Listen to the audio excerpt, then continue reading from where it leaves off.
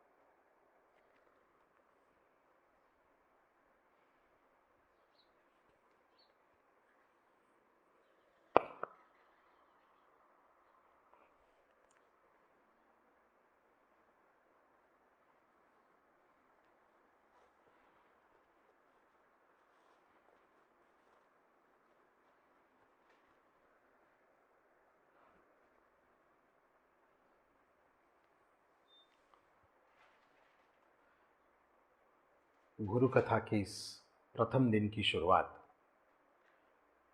हम एक कहानी से करेंगे। ये जो कहानी है वो इस वक्त एकदम बराबर बैठती है।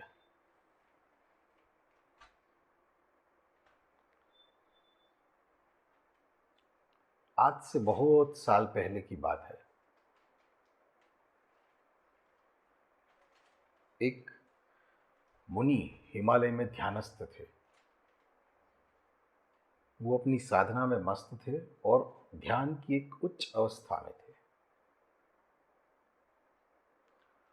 और उसी उच्च अवस्था में, उस ध्यान की उच्च अवस्था में पूरी दुनिया बहुत छोटी हो जाती है। तो छोटी हो गई तो उनको एहसास हुआ कि नीचे समाज में, इस वक्त मनुष्य समाज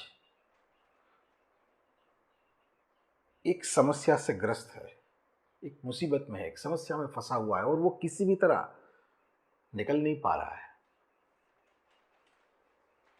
और उससे निकलने का रास्ता मेरे पास है। हिमालय की साधना, हिमालय का सानिध्य उनको इससे बाहर निकाल सकता है। इसलिए मुझे समाज में जाना चाहिए, बताना चाहिए समाज में जाकर, और यही सोच लेकर वो समाज की तरफ आगे बढ़े। अब ये सोचा कि सीधा जाके उस समाज में सिर्फ राजा से ही मिलता हूं और राजा को ही कहूंगा, और राजा के माध्यम से पूरे समाज में ये बात फैल जाएगी।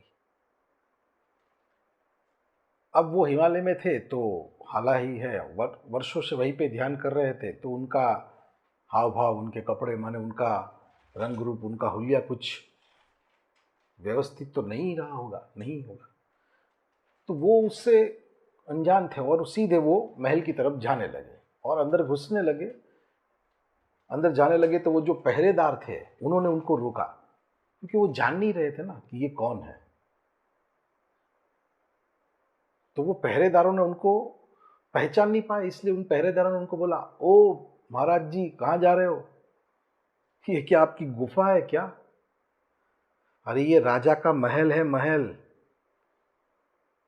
जाइए जाइए अपनी गुफा में जाइए, कहाँ पे जा रहे हो? ऐसा करके उनका परिहास किया, उनके साथ खराब व्यवहार किया।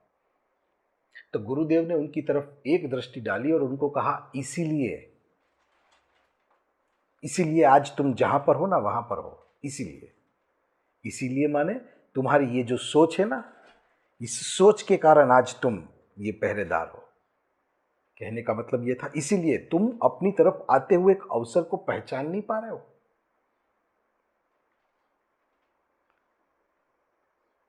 पहचान इसलिए नहीं पा रहे हो कि ये तुम्हारी सोच दिखा रहा है, इसलिए तुम यहां पर हो। रहता है ना, इसी मुसीबत के वक्त में अपने तरफ भी कोई शांति का मार्ग, माने कोई कोई एक अलग मार्ग, कोई एक विशिष्ट मार्ग अपनी तरफ आता रहता है। इस माहौल से निकलने का कोई एक रास्ता अपनी तरफ आता रहता है, पर हम अपने ही विचारों में इतने घिरे रहते हैं, अपने ही आसपास के विचारों में इतने घिरे रहते हैं कि उस अवसर को पहचान नहीं पाते हैं।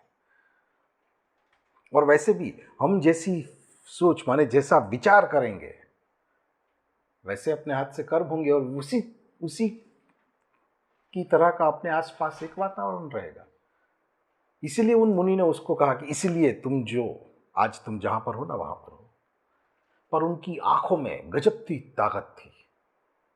रहते ना ये जब गुरु, ये जो मुनि, ये सब जो आते हैं ना, तो सबको पहली बार तो बहुत अट्रैक्शन लगता है, क्योंकि उनके भीतर की साधना की शक्ति सबको खींचती रहती है। पता नहीं चलता है पर खींचती रहती है साधना की शक्ति।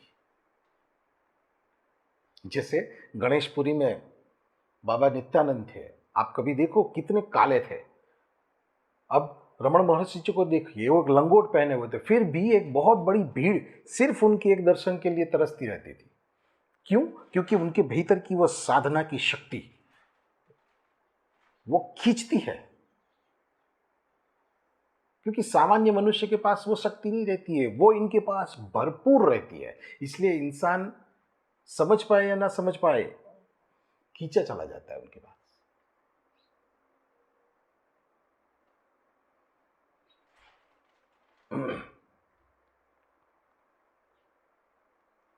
और खींचा चला जाता है और सीधा दौड़ता है। तो रहता है ना, कभी कभी बड़े बड़े जो रहते हैं, कभी कभी बड़े बड़े बड़े तो एक बार तो इनको मिलूंगा ही, वो एक बार तो किसी भी तरह उनके तक पहुंच भी जाते हैं। पर फिर भी मैंने कहा ना, ये जो पहरेदार जैसे बताया वैसी वो अवस्था नहीं रहती है। इसलिए मिलके ऐसा लगता मिल लिया, चलो अभी हो गया, मैंने इनको मिल लिया। पर वो प्रगति माने वो जो वहां से जो अवसर आया था, वो अवसर का लाभ नहीं लिया, क्योंकि फिर से अपने ही रूटीन विचारों में व्यस्त हो जाते हैं। इसलिए अवसर का इतना लाभ नहीं लिया जा सकता, ले सकते। पर फिर भी एक एहसास सबको होता है कि ये कोई अजब सी शक्ति है, और उसी शक्ति के साथ वो मुनि ने उनकी तरफ दृष्टि डाली। वो पहरेदार उनको रोक नहीं पाए। वो मुनि और अंदर गए। अब और अंदर गए तो हथियारबंद पहरेदार थे, रहते ना महल में, अगर पहरेदार नहीं रोक पाए तो अंदर हथियारबंद पहरेदार रहते, तो उनका बड़ा रुतबा रहता है, अपना हथियार का बड़ा उनको वो रहता है। तो जैसे ही ये देखा कि सामने से कोई नंग धड़ंग व्यक्ति आ रहा है, तो उसको बोला, खबरदार अंदर घुसे तो ये क्या हुलिया है, निकलो यहां से। तो वो गुरु ने उनके तरफ भी एक दृष्टि डाली और उनको कहा, इसीलिए आज तुम जहां पर हो ना वहां पर इसीलिए हो।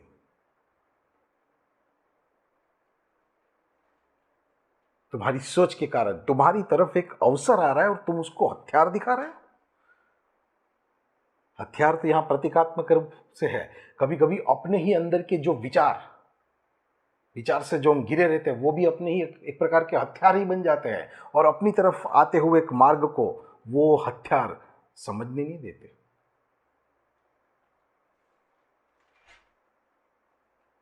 स्वीकार नहीं करने देते, उस अवसर का लाभ लेने नहीं देते। ये एक प्रकार के हथियार ही तो है,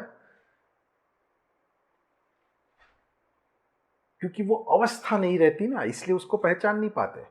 तो वो गुरु की दृष्टि, गुरु ने उनके ऊपर भी दृष्टि डाली, वो भी उनके सामने रुक नहीं सके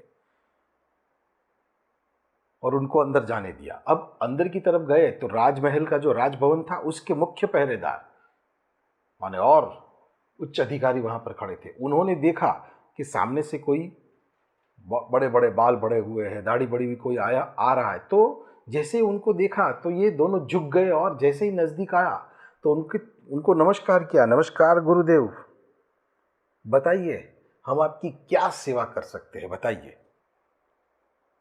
बड़ी ही विनम्रता से कहा। तो गुरुदेव ने उनकी तरफ, ये मुनि ने उनकी तरफ स्मित हास्य डाला और कहा, इसीलिए आज तुम जहां पर हो ना वहां पर हो, तुम एक उच्च स्थान पर हो, तुम पहचान पा रहे हो, तुम विनम्र बन गए, ये अवसर आया और तुम विनम्र बन गए। तुम्हारे भीतर इतना विचारों का घेरा नहीं है, तुम विनम्र बन पाए। इसीलिए तुम माने तुम्हारे आसपास तुम्हारी सोच इतनी भी खराब नहीं है, इतनी भी तुम विचारों से नहीं घिरे हुए हो कि एक अवसर को भी नहीं पहचान पा रहे हो। नहीं, इतने नहीं, कुछ अच्छी अवस्था में हो, इसीलिए तुम आज जहां पर हो वहां पर हो।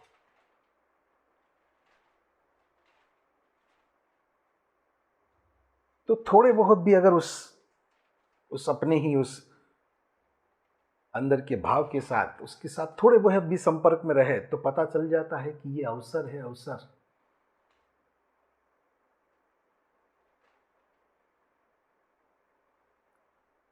है, कुछ अवसर ये पता चल जाता है। थोड़े भी विचारों से ग्रस्त थोड़े कम रहे तो भी पता चल जाता है।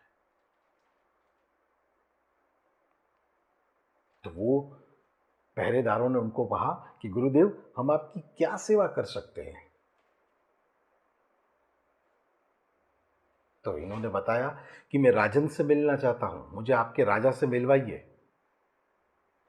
तो बोले आप बस थोड़ी देर प्रतीक्षा कीजिए, अभी हम ये संदेश अपने राजा को देकर आए, अभी एक थोड़ी देर प्रतीक्षा कीजिए गुरुदेव, ये आपसे विनती है। बोले ठीक है जाओ। वो दोनों सीधे अंदर गए और अंदर जाके जो महामंत्री थे उनको बताया कि कोई बाल बिखरे हुए हैं, हाल बिखरे हुए, पर उनमें कोई गजब सी शक्ति है। माने कई लोग ऐसे जो महात्मा, ऐसे आत्म साक्षात्कारी गुरु आते हैं ना, उनके उस अजब शक्ति को पहचान लेते हैं। कई लोगों को लगता है माने अच्छा सबको लगता है, पर कोई उसको विशिष्ट पहचान पाता है कि हाँ। तो इन्होंने पहचान लिया और उनको बोला कि ऐसे कोई मुनि है। जैसे ही इन्होंने इस महामंत्री को वर्णन किया, महामंत्री तुरंत उठा, खड़ा, दौड़ा। कुछ लोग रहते हैं उस अवसर को पकड़ने के लिए दौड़ते हैं, दौड़े और दौड़ के सीधे उसके चरणों में साष्टांग दंडवत कर दिया। अरे मुनि महाराज, बहुत अहोभाग्य हुए हमारे कि आप हमारे राज्य में पधारे। ये अवसर तो वो मुनि ने उनकी तरफ भी बहुत हंस के कहा कि इसीलिए आज तुम जहां पर हो वहां पर इसीलिए हो। तुम्हारी सोच, तुम्हारे विचार इतने नहीं घिरे हुए, इसलिए तुम पहचान पाए मैं कौन हूं। तो कुछ लोग ऐसे होते हैं जो पहचान जाते हैं, दौड़ते हैं उस अवसर को पकड़ने के लिए।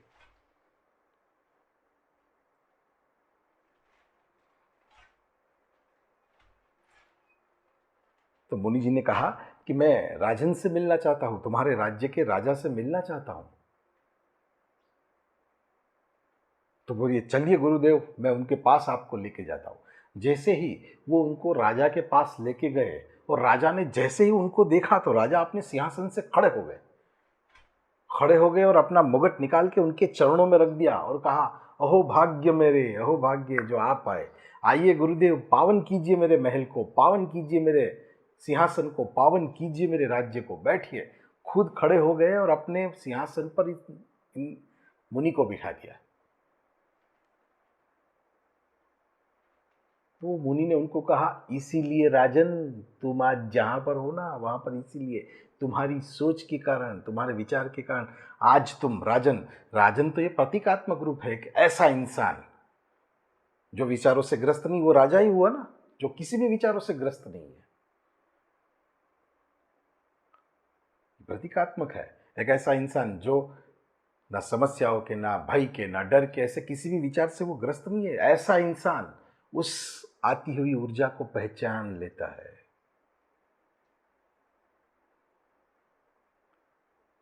उस अवसर को पहचान लेता है। वो इंसान जो खाली रहता है वो उसको उसकी बराबर पकड़ आ जाती है।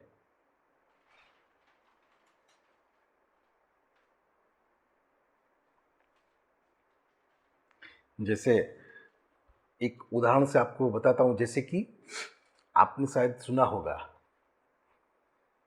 रजनीश ओशो जी के बचपन की एक बात है। एक बार एक गुरुदेव हिमालय से आए थे या साधु महाराज कहीं से आए थे और आकर, तब तो रजनीश ओशो जी छोटे थे, तो उनके घर पे आए और घर के आकर और घर की जो दीवारें थे उसको सूंघ रहे थे। तो इनके पिताजी बाहर आए और उन्होंने बोला ये क्या कर रहे हो आप, और कौन हो आप, ये कर क्या रहे हो, ये क्या कर रहे हो।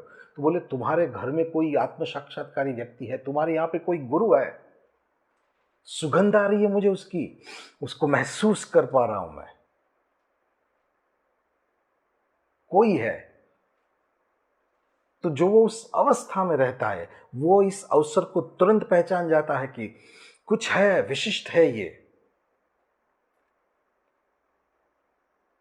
अब उसी राज्य का राजा, उसी राज्य का पहरेदार, जिन्होंने उन गुरु को अपमान करके बाहर निकाल दिया, वो उस राज्य का राजा उनको अपने सिंहासन पर बिठा रहा है।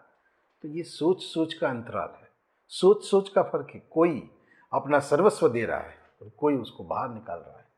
तो वो उस अवस्था में था, इसलिए उस अवसर को मैं बार बार इसलिए बता रहा हूं कि ये जो टाइम है ना, वो एकदम प्रॉपर टाइम है आध्यात्मिक प्रगति करने का लिए, एकदम परफेक्ट टाइम है ये।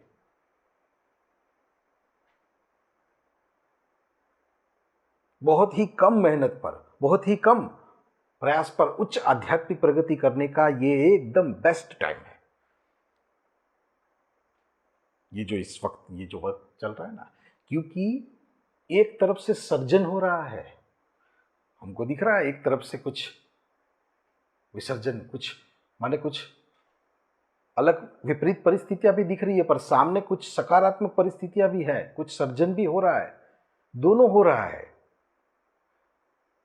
तो जो सोच हम करेंगे उस तरह हम, अगर हम सर्जन के साथ रहे तो सर्जन सर्जन सर्जन अपने अंदर का भी सर्जन होना शुरू हो जाएगा, अपने भीतर का भी प्रगति, अपने अंदर की आत्मा की प्रगति होना ही शुरू हो जाएगी। ये जो मैं महत्व बता रहा ना, मैं जो आपको महत्व बताने के लिए जा रहा हूं, वो महत्व है आत्म साक्षात्कार का महत्व। अपने भीतर एक आत्मा है, उसका एहसास होना, ये इस वक्त की सबसे पहली जरूरत है। जहां पहचान हो सके कि अपने अंदर भी एक जीव है, माने अपने अंदर भी एक आत्मा है। जैसे एक छोटा बच्चा रहता है ना, तो जब वो जन्म बच्चे का होता है, तो ये जो छोटा बच्चा रहता है ना, तो वो जब माँ के गर्भ में आता है, तो ये 3-4 माह का जब रहता है, तब सब लोग बोलते हैं जीव पड़ा, जीव पड़ा। जीव पड़ा माने अभी अभी उसमें वो आत्मा आई, वो जीव पड़ा।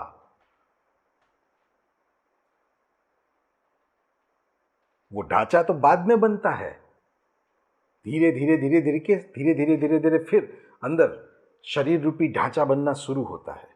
माने पहले वो जीव तो अकेला ही आया था, उस वक्त कुछ नहीं था, वो जीव पड़ा, तब कुछ नहीं था, ये शरीर रूपी ढांचा नहीं था तब।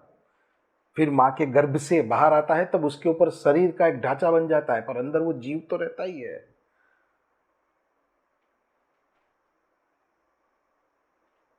तो अब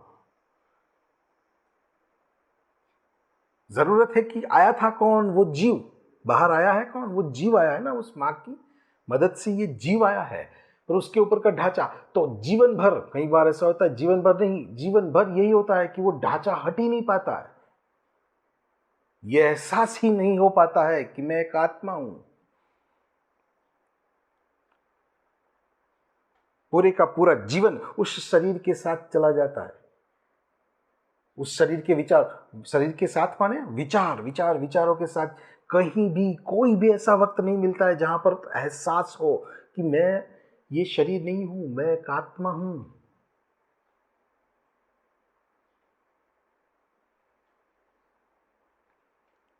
तो जन्म मृत्यु हो जाती है, वहां तक इंसान उस शरीर में ही रह जाता है, यह एहसास ही नहीं होता है। फिर जैसे ही मृत्यु होती है, फिर जैसे ही वो ढांचा हट जाता है और याद आता है कि मैं का तो आत्मा हूं, मैं तो एक आत्मा हूं, मैं वो जीव हूं। अब अगली बार इस चीज को बराबर से याद रखूंगा कि मैं एक जीव हूं। और फिर दूसरा जन्म होता है, और फिर ढांचा बनता है, फिर शरीर आता है, फिर प्रश्न रहता है। तो इस शरीरों की बदलती बदलती प्रक्रिया और देखा जाए ना, तो ये इस वक्त माने ये देखा जाए तो एक मनुष्य शरीर की यंत्रणा ही ऐसी है कि जहां से प्रगति हो सके, क्योंकि अपनी रीढ़ की हड्डी सीधी है ऐसी, प्राणियों की ऐसी हथेड़ी, तो वो उनको वो चाहे तो भी प्रगति नहीं कर पा सकते, वो चाहे तो भी प्रगति नहीं, क्योंकि उनके पास वो यंत्रणा ही नहीं है, उनको विचार नहीं रहते हैं, उनको बुद्धि नहीं रहती, विचार नहीं रहते, अपने को विचार रहते, अपना ये है, पर अपने पास ये अवसर है। इसलिए मनुष्य योनि के बाद कोई योनि होती नहीं। मनुष्य मर जाए तो फिर मनुष्य ही बनता है, मनुष्य ही बनता है, क्योंकि जब तक उसको ये एहसास ना हो कि मैं एक आत्मा हूं, तब तक आगे की प्रगति नहीं होती रहती। चलता ही रहता है, चलता ही रहता है, चलता ही रहता है। तो कहीं पर भी वो गैप नहीं मिलता है। ये गैप बहुत जरूरी है। मैं जो बताता रहा ना, बार बार मैं कई बार मैंने ये बताने की कोशिश करता हूं कि हम जो बोलते हैं ना, कई बार बोलते हैं कि अब बस मुझे स्पेस चाहिए, मुझे थोड़ी स्पेस दे दो। अब स्पेस दे दो माने स्पेस क्या, बाहर जगह खाली कर दो, ये वाली स्पेस नहीं, ये स्पेस नहीं। अपने भीतर स्पेस चाहिए। अपने भीतर एक ऐसी अवस्था चाहिए जहां थोड़ी देर के लिए कोई विचार नहीं आ रहे हो। सतत आ रहे हैं विचार विचार विचार, उसमें से थोड़ा सा गैप चाहिए, वो स्पेस। हम उस स्पेस को ढूंढ रहे हैं। अब उस अंदर के, उस भीतर की स्पेस की भी तलाश बाहर कर रहे हैं। अपने को जो चाहिए वो भीतर का वो स्पेस चाहिए जहां थोड़ी देर के लिए विचार बंद हो बस। और वो जो थोड़ी देर में विचार बंद हो जाते हैं ना, थोड़ी देर, थोड़ी क्षण के लिए भी जो विचार बंद होते हैं, उसमें एक असीम, एक अजब सा आनंद रहता है। उसमें पहली झलक होती है अपने उस आत्मा की। देखो तो वहां शुरुआत हुई प्रगति की। बाकी तो प्रगति हुई नहीं। अपने को लगता है कि मेरी प्रगति हो गई, मेरी प्रगति नहीं हुई है जब तक जीवन में वो गैप नहीं मिला, थोड़ी देर भी वो विचार नहीं। ऐसी अवस्था आप कल्पना करो जहां पर कोई विचार नहीं, ना कोई व्यापार का विचार, ना कोई व्यवसाय का विचार, ना कोई व्यक्ति का विचार, ना घर का विचार, ना वहां का विचार, कोई भी विचार नहीं, बस एकदम खाली, एक गैप। तब होता है संपर्क उस जीव के साथ, जो जीव हम है, जो मां के गर्भ में प्रवेश किया था। ये 7 चक्र जो रहते हैं ना, अपना अपना जो शरीर रहता है ना, उसके ऊपर से यहां पर से वो प्रवेश करता है। इसलिए जो बच्चा रहता है ना, हमारे जन्म होता है, उसके बाद उसका तालु भाग देखो तो एकदम हल्का वो होता है, एकदम सॉफ्ट सॉफ्ट होता है। क्यों होता है? क्योंकि अभी ही वो प्रवेश किया है, अभी अभी। इसीलिए कबीर जी ने बोला है कि चदरिया ज्यों की त्यों धर दीनी। ज्यों की त्यों धर दीनी माने मैं जहां से आया था, मैं वहीं से जा रहा हूं, मैं वहीं पर ही हूं, मैं वहीं से ही जाऊंगा। इसलिए कबीर जी ने बोला चदरिया ज्यों की त्यों धर दीनी। ज्यों की त्यों धर दीनी माने वो गैप, वो स्पेस जितना रहा उतना वो अपनी आत्मा के नजदीक रहा। और जितना आदमी अपनी आत्मा के नजदीक रहा, उतना आदमी ऊपर ऊपर ऊपर ऊपर रहेगा। तो ऊपर ऊपर जहां से आया था, जैसे मृत्यु के वक्त किसी का मुख खुला रह जाता है, किसी को पेशाब छूट जाता है, किसी का मल निकल जाता है, किसी की आंखें खुल जाती है। तो जो बोलते हैं ना, ये 9 दरवाजे माने ये 10वें द्वार, तो ये 10वें द्वार अगर यहां से गया जीव तो मोक्ष है। मोक्ष तो बहुत दूर की बात है, पर मैं जो बताने के लिए जा रहा हूं वो है आत्म साक्षात्कार का महत्व। जब तक जीवन में वो पहला गैप नहीं मिला ना, तब तक प्रगति नहीं हुई है। अपने को लग रहा है कि अपनी प्रगति हुई है, नहीं हुई है, शुरुआत ही नहीं हुई है। उस अंदर के जीव के साथ संपर्क ही नहीं हुआ। तो कई जन्म लेते हैं, मृत्यु हो जाती है, वो संपर्क होता ही नहीं। सोचने वाली बात है कि हम जिसके साथ आए उसके साथ कभी संपर्क नहीं हुआ, और कभी उससे संपर्क को करने की कोशिश नहीं करेंगे। वो है आत्म साक्षात्कार, वो बहुत जरूरी है। और जिसको वो आनंद मिलता है, वो पहली झलक जिसको मिलती है ना, उसको पता चल जाता है कि ऐसी भी अवस्था है, मेरे भीतर भी कोई है,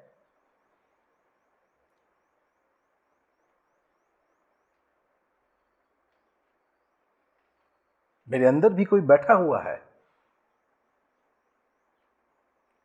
मेरे अंदर भी कोई अंश है। उसकी जिसको भी पहली बार तलाशो ना, उसकी एक अलग प्रकार की प्रक्रिया, उनकी एक अलग ही तड़प रहती है, उसके भीतर एक अलग ही भाव रहता है, उनके भीतर एक अलग ही वो रहती है, क्योंकि पहली बार अपने अंदर झांका है ना। और अपने अंदर जो झांका है, उसका जो अनुभव हुआ है, वो बाहर की किसी भी किताबों में नहीं है,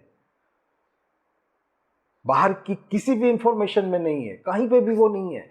वैसा अनुभव कहीं है ही नहीं, क्योंकि वो अंदर का अनुभव कौन लिख के। तो वहां से होती है सच्ची प्रगति। अब जिसको ये रहता है, उसका भाव देखो।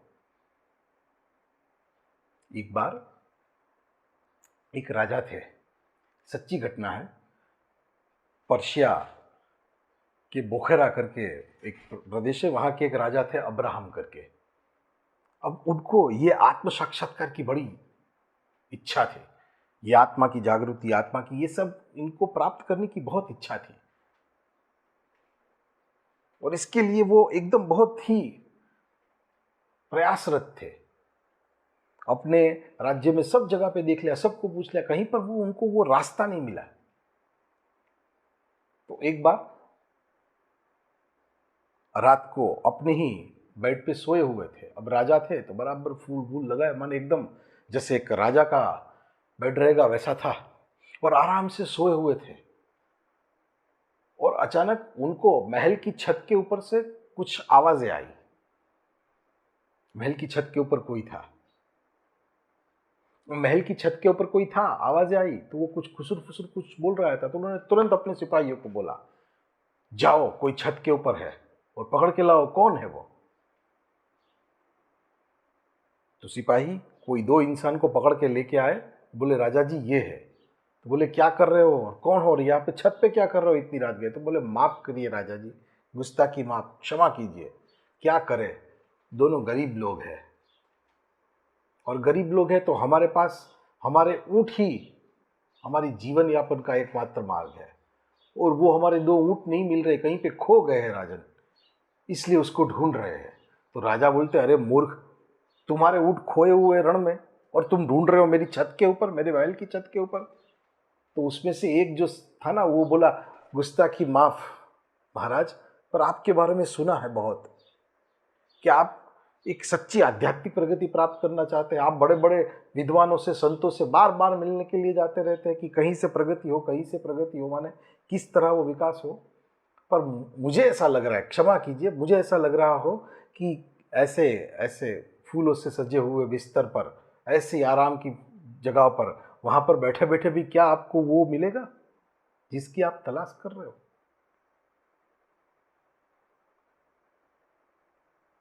वो दोनों चले गए और वो राजा एकदम शॉक में आ गया।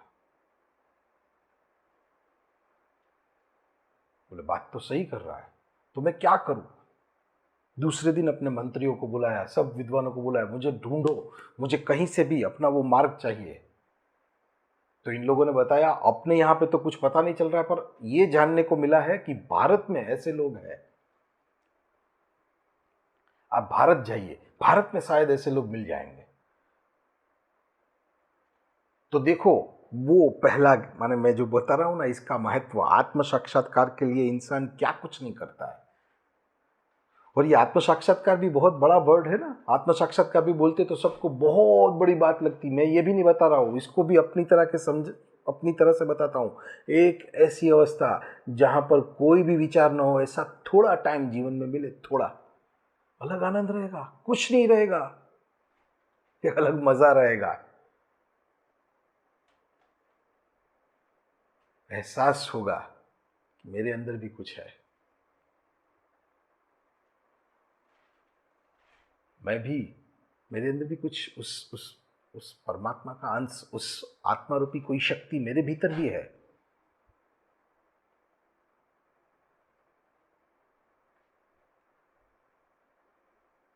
बात बात में बोलते भी है ना, आत्मविश्वास, शब्द का हम प्रयोग करते हैं, आत्मविश्वास माने आत्मा में से आया हुआ विश्वास। वो आत्मविश्वास माने एक ऐसा इंसान जो जो बोल रहा है, जो कह रहा है, जो कर रहा है, वो उसकी आत्मा में से आ रहा है, और उसको विश्वास है कि ये जो कह रहा है वो सही है। तो जो बताएगा वो एक ऊर्जा के साथ, वो एक कॉन्फिडेंस के साथ बताएगा।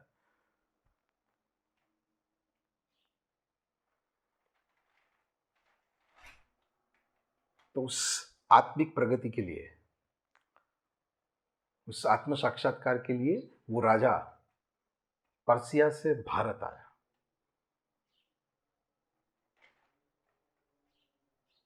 और भारत में ढूंढने का प्रयास किया कि कहां से मिलेगा, कौन है। सब जगह पे किया। और उस वक्त काशी वो जगह थी जहां पर ये सारे विद्वान थे। तो उसको पता चला कि काशी में कबीर जी करके कोई गुरु है, वो कबीर जी मुझे ये सब कुछ करा सकते हैं। तो वो गया कबीर जी के पास, और कबीर जी के पास जाकर कबीर जी को विनती की कि आप मुझे अपना शिष्य ग्रहण कीजिए, आप मुझे अपना शिष्य स्वीकार कीजिए। अब देखो मजा देखो, कबीर जी बोलते हैं, अरे भाई तुम इतने बड़े राजा और मैं एक छोटा कपड़े बुनने वाला इंसान, कहाँ अपना कोई मेल है, कहाँ हम दोनों का कोई मेल लग रहा है। ये देखो, गुरु एक बार तो फिर भी देख लेता है सामने वाला आया है वो आत्मा आई है या शरीर आई है, क्योंकि शरीर के स्तर पे देखा जाए तो वो एक राजा है और ये एक छोटे, पर अगर आत्मा के स्तर पर देखा जाए तो कबीर जी उससे बहुत आगे थे, बहुत ऊपर थे। पर आया कौन है, ये बहुत जरूरी है कि जब हम आत्म साक्षात्कार प्राप्त करने के लिए किसी आत्म साक्षात्कारी गुरु के पास जाए तो हम क्या बन के जाते हैं,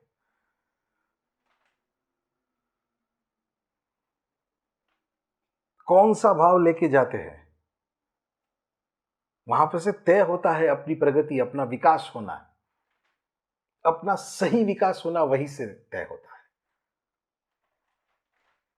वहां से हम अपने उस गैप को बड़ा कर सकते हैं। अब अपनी भाषा में समझाऊं तो ये जो गैप रहता है ना विचारों का, एक विचार से दूसरे विचार के बीच कितना खाली टाइम रहा, ये गैप जितना ज्यादा, आनंद उतना गहरा, आनंद उतना ज्यादा, समझ उतनी गहरी। ये गैप जितना बड़ा बड़ा बड़ा बड़ा होगा उतना आत्म साक्षात्कार बड़ा बड़ा बड़ा, माने वो आत्म साक्षात्कार अपने भीतर, आत्म साक्षात्कार का बीज फूट रहा है। पर ये गैप अगर बड़ा करना हो, इस गैप को बड़ा करना हो, तो समझो कोई आत्म साक्षात्कारी गुरु आए तो उसको पहचान लिया जाए। कुछ तो रहा होगा, जैसे वो राजा है तो वो राजन ने वो कबीर जी को बताया कि मैं अपना राजपाट छोड़ के आया हूं, अपना अपना राज्य भी मंत्री को दान में दे दिया, मैं सब कुछ, मैं राजा नहीं आया हूं यहां पर एक सिर्फ एक आत्म साक्षात्कार की इच्छा से आया हूं। अब ये सोचने वाली बात रही होगी, कुछ तो, ये सत्य घटना है, कुछ तो रहा होगा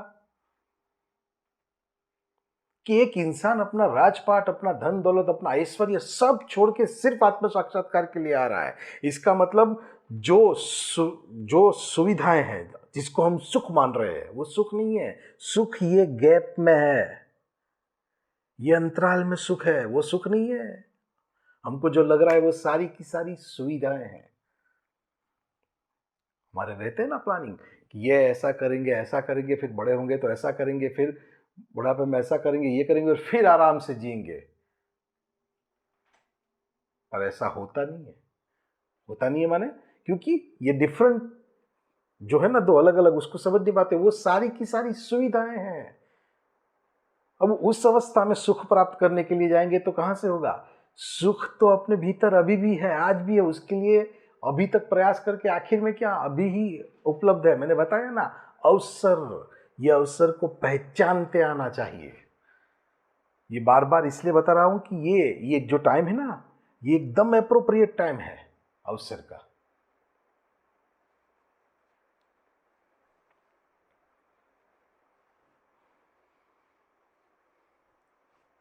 तो राजा अपना राजपाट, अपना धन दौलत, अपनी संपत्ति सब छोड़ के भी कोई इंसान यहां पर आ रहा है तो कुछ तो रहा होगा। माने ये उस आदमी ने बता, जैसे थे ना महात्मा बुद्ध, अपना धन, अपनी संपत्ति, अपना राजपाट सब कुछ छोड़ के निकले थे। तो जो इंसान उनको रात को महल से छोड़ने के लिए आया था, वो भी उनको सलाह दे रहा था, अरे क्या क्या क्यों जा रहे हो, क्या बात है भाई, ये धन संपत्ति, ये दौलत, इतना वैभव, ये सब कुछ छोड़ के किधर, किसकी तलाश में। माने उनको उससे भी कुछ उच्च था जो उनको मिल गया था, उसकी तलाश थी, उनका एहसास हो गया था, इसलिए ये सब कुछ भी छोड़ने के लिए तैयार थे वो। इसकी आज बहुत आवश्यकता है, क्योंकि ये 1-1.5 साल में जो भी घटनाएं बनी, जो भी हुआ, उसके आसपास व्यक्ति को एक प्रकार का प्रेशर बन गया है।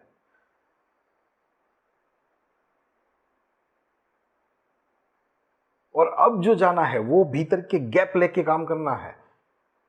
अब अभी की परिस्थिति क्या है कि वो विचार कम होने की वजह, कम तो नहीं, ज्यादा ज्यादा ज्यादा हो रहे कि इतने मिक्स हो गए, गैप कोई बचा ही नहीं है, माने कोई भी अंतराल नहीं है, और हम बाहर अपने अस्तित्व को टिकाने के लिए जा रहे हैं।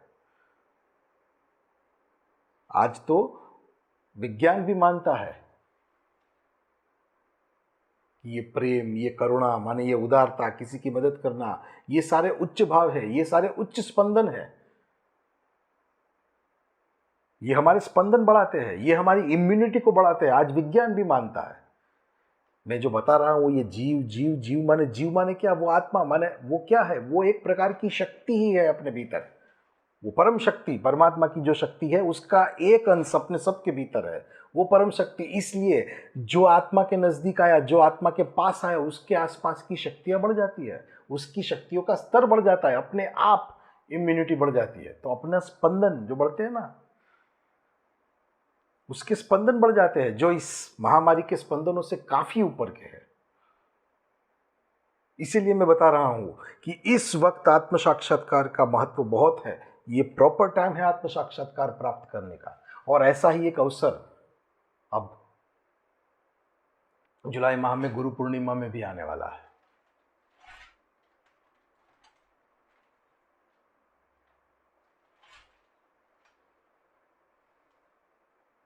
तो वो राजा कबीर जी को बताया कि मैं अपना राजपाट, राज्य सब कुछ छोड़ के आया हूं, मैं आपके पास सिर्फ और सिर्फ आपका शिष्य बनने के लिए आया हूं।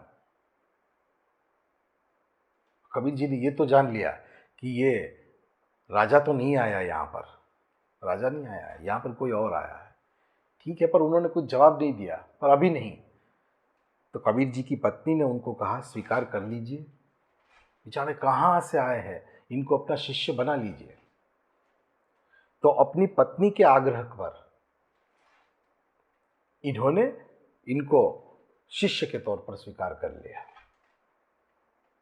अब शिष्य के तौर पर स्वीकार करके इनको जो काम दिया वो क्या था? घर के काम दिए थे, लकड़ियां काटना, पानी भरने के लिए जाना, ये सब कुछ करना, ये सारे हाउस होल्ड वर्क जो रहते ना, वो सारे के सारे काम इन्होंने इनको सौंपे। और सौंपने के बाद कभी पूछा भी नहीं, माने 1 2 3 4 5 6 साल बीत गए। अब गुरु के साथ जब आत्म साक्षात्कार, जब कोई गुरु करवाता, पहली बात तो आत्म साक्षात्कारी सदगुरु की पहचान होना, ये पहला कदम है। अगर ये हो गया, अगर वो मिल गए तो बहुत बड़ी बात है, माने यहां पर अपनी आध्यात्मिक प्रगति की शुरुआत हुई।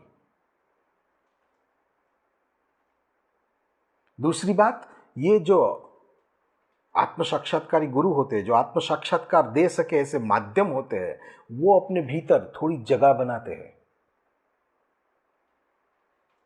थोड़ी जगह बनाते हैं माने थोड़ा अपने अंदर थोड़ा स्पेस निर्माण करते हैं। वो अपनी आध्यात्मिक शक्तियों के आधार पर वो अपने अंदर वो गैप बनाते हैं, जहां पर हम एहसास कर सके कि हम एक आत्मा है।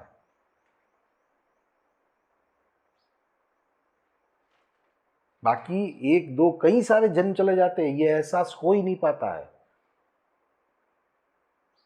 इसीलिए ये जो माध्यम आते रहते हैं ना, वो बहुत कीमती है।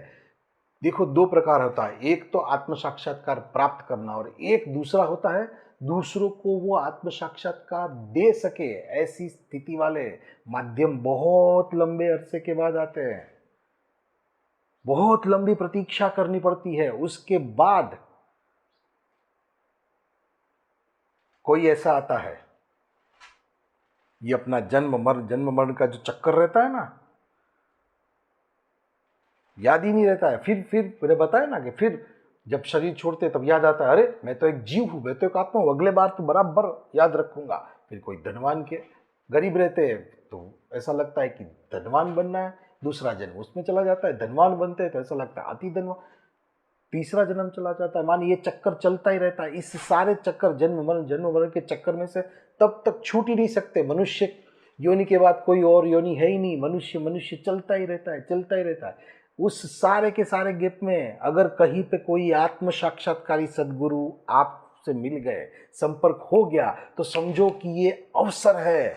अब जन्म मृत्यु चक्कर से बाहर निकलने का टाइम आया।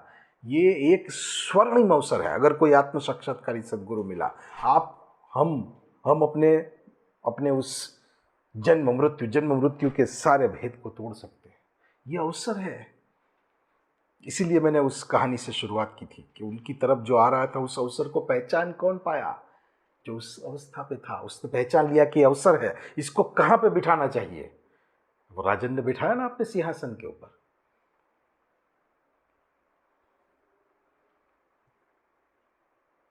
तो ये बड़े अरसे के बाद, बड़े लंबे वक्त के बाद आते हैं,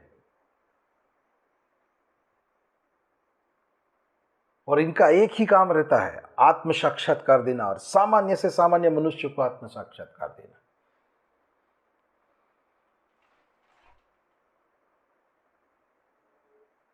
कुछ नहीं, वो अपने भीतर जगह बनाते हैं, और उस जगह को हम अगर भीतर रहे, अगर हम अंदर रहे, तो उस जगह को उन्होंने बनाई हुई जगह के साथ हम जुड़ जाएंगे, तो थोड़ी और जगह। गुरु करते यही है। गुरु का काम क्या? वही प्रतीक्षा करते रहते कि इसके भीतर और जगह बने, और जगह, और सुख मिले इसको, और सुख का एहसास हो, और सुख का, इसको पता चले कि सुख तेरे भीतर है भैया। तू बाहर जा रहा है, वहां पे सुख नहीं है, सुख तेरे अंदर है। ये जो करवाते हैं वो गुरु है, वो है आत्मसाक्षी। तो ये प्रतीक्षा करते रहते। तो कबीर जी ने प्रतीक्षा करवाई, क्योंकि उसके अलावा और कुछ नहीं कर सकते। उन गुरु भी कर आत्म साक्षात्कारी सदगुरु माने वो क्या करते हैं? वो अपने कर्मों को जलाते हैं। जन्म मृत्यु का जो चक्कर रहता है ना, उसमें जो कर्म रहते हैं, वो कोई नहीं जला सकता। याद रखो कर्मों को। ये अपनी योग बल, मानिए अपनी साधना की शक्ति से अपने सारे के सारे कर्म जला सकते हैं। क्योंकि अगर जो कर्म रहेगा, उस कर्म के आधार पर भुगतने पड़ेंगे। अगर इस तरीके से देखा जाए तो कोई रास्ता ही नहीं है उत्क्रांति का, क्योंकि जो कर्म है वो तो भुगतनी ही है। तो आध्यात्मिक प्रगति में हेल्प क्या, मदद क्या? हेल्प क्या, मदद क्या? माने मैं जो बोल रहा हूँ ना, जीव, जो आत्मा अपने भीतर एक अंश है, अगर उसके साथ एक बार भी संपर्क हो जाए तो अपने आसपास की ऊर्जा बदल जाती है। वैसे लाखों अंश इन आत्म साक्षात्कारी सदगुरुओं के पास रहते हैं। तो ये कितने शक्तिशाली होते होंगे? जिस आदमी को अपने एक अंश से मुलाकात हो जाए, अपने एक अंश का एक बार अनुभव हो जाए, तो वो आदमी अलग स्तर पर चला जाता है, उसको एक अलग आनंद की अनुभूति है। वैसे कई सारे अंश इनके पास रहते हैं। ये चाहे तब ये अंश किसी में डाल सकते हैं। तो अगर ऐसे किसी के सानिध्य में रहे तो दो तरीके का रहता है ना। अगर कोई आदमी कहीं भी तकलीफ में आया, समस्या में आया, इसमें आया, तो वो क्या करेगा? अगर ऐसा कोई सानिध्य, ऐसे कोई आत्म साक्षात्कारी सदगुरु के साथ नहीं रहे, तो फिर क्या करेगा? व्यसन के सहारे जाएगा और कर्म बनाएगा, दूसरा व्यसन करेगा और कर्म बनाएगा, और एक अलग रास्ते पे चला जाएगा। पर जो आत्म साक्षात्कारी ऐसे अंश के साथ जुड़ा है, उसको एहसास है, उनको इन सदगुरु का एक बैकअप है, उनको एक गुरु का एक हाथ है, उनको अनुभव है। ये वक्त है, ये चला जाएगा, पर ये तो साथ में है ना। माने वो कोई भी ऐसा गलत सहारा नहीं लेगा, नए कर्म नहीं बनाएगा वो। तो इस मुसीबत के वक्त में माने उस कर्मों को भुगतने, बाकी तो ये चक्कर में से कभी निकलेंगे ही नहीं। इसको भुगतने के लिए और करेंगे, और जो बनेगा उसको भुगतने के लिए और करेंगे। तो ये चक्कर में से मुक्ति कब है भाई? ये मुक्ति इन सदगुरुओं के सानिध्य में, इन आत्म साक्षात्कारी गुरुओं के सानिध्य में मिल सकती है।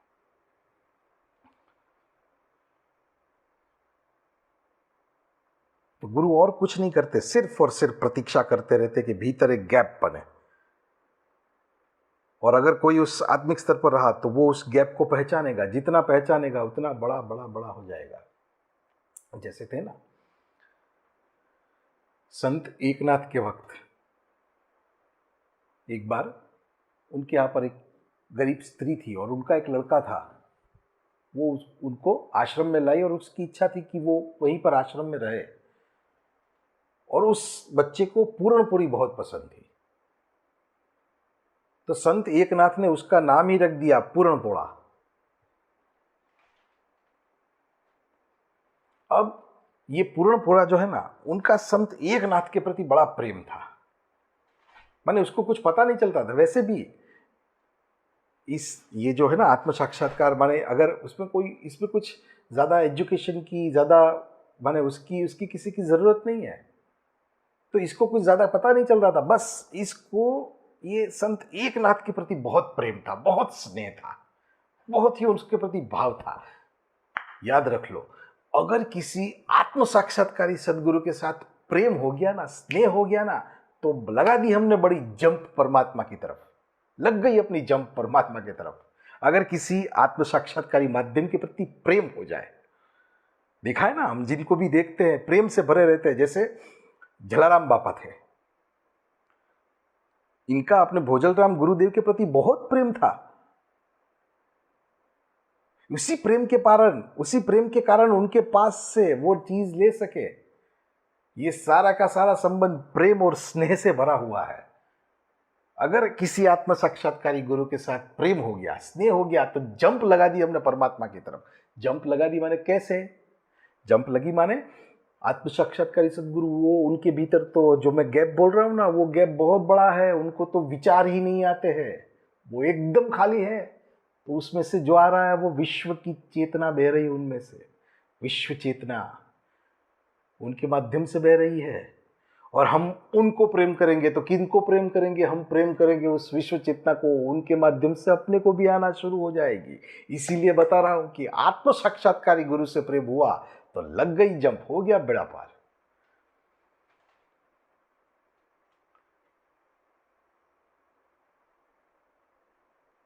अब जलाराम बापा पे खुश हो गए थे भोजलराम बापा।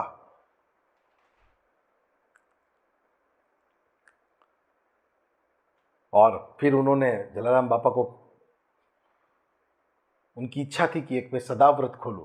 तो ये गुरु के आशीष थे, गुरु के प्रेम थे, स्नेह था। ये गुरु के साथ प्रेम हो जाए ना, तो सारा का सारा मामला समझ में आ जाएगा। सारी की सारी अटपटी चीजें समझ में आ जाएगी। जो अपने लिए बौद्धिक माने भौतिक स्तर पे जो अटपटा है ना पूरा जीवन, वो कोई भी अटपटन नहीं रहेगी, वो एकदम सीधा हो जाएगा। यही है। अब देखो, नरसिंह मेहता जी थे गुजरात में, जूनागढ़ के पास एक नरसिंह मेहता जी हुए। उनका कृष्ण भगवान के प्रति बड़ा प्रेम था, असीम प्रेम था उनका कृष्ण भगवान के प्रति, असीम स्नेह था उनका कृष्ण भगवान के प्रति।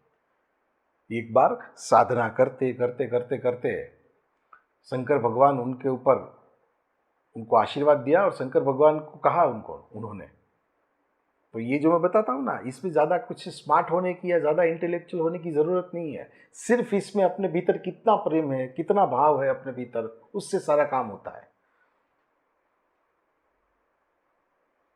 तो नरसिंह मेहता जी ने शंकर भगवान ने कहा बताओ क्या चाहिए? बोले मुझे कुछ चाहिए तो नहीं। नहीं कुछ तो मांगो। तो इन्होंने बताया ठीक है, अगर देना है तो आपको जो प्रिय है वो चीज मुझे दे दो। अब ये कोई स्मार्ट इंसान रहेगा तो ये नहीं कर पाएगा। स्मार्ट इंसान तो क्या मांगू, ऐसा क्या मांगू। इन्होंने कुछ मांगा ही नहीं, क्योंकि उनको इसको कुछ चाहिए नहीं। अब इन्होंने सीधी छलांग मार दी, आपको क्या पसंद है? भगवान शंकर भी,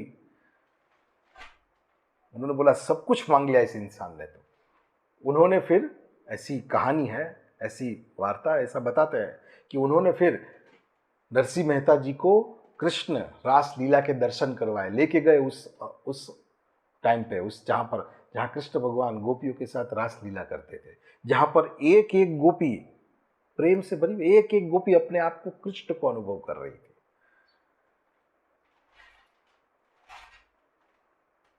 तो इतनी प्रेम से भर गई थी वो।